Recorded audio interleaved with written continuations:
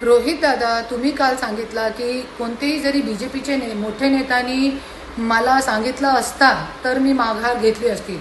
BJP कोई माझी मालिक नाही आहे आणि लोकशाही वाचवण्यासाठी क्योंकि मला 5 तारखेला माहीत पडलं की काँग्रेसने जे पर्चा टाकलेला आहे ते माघार घेणार आहे. तो माझा स्वतःचा पक्ष आहे. ते पक्षाच्या माध्यमातून मी पर्चा टाकला आहे, उमेदवारी टाकली आहे बारामतीमध्ये.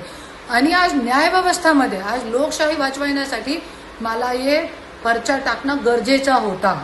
आणि तुम्ही बघू शकता की आज महाराष्ट्रामध्ये न्यायव्यवस्थेची काय अवस्था आहे. आज तुम्ही बघू शकता की ज्यांची बारामती आहे, ज्यांची पोटनिवडणूक आहे, त्यांची बायको उपमुख्यमंत्री असताना आणि तुम्ही त्यांचे पुतण्या असताना तुम्ही लोक न्याय देऊ शकले नाही त्यांना.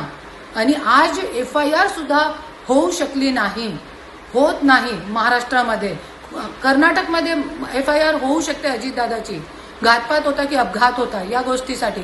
पण महाराष्ट्रामध्ये उपमुख्यमंत्री त्यांची बायको आहे, तरी पण सुनेत्रा वहिनी आहे, तरी पण आज FIR होऊ शकत नाही. तर हे महाराष्ट्रामध्ये न्यायव्यवस्था कुठे गेलेली आहे. आणि त्या न्यायव्यवस्थेच्या मान राखण्यासाठी आणि त्या न्यायव्यवस्थामध्ये जाण्यासाठी आणि कुठेतरी माझ्यासारखे लोक जरी गेले न्यायव्यवस्थामध्ये तो कुठेतरी हे न्यायव्यवस्था वाचू शकते.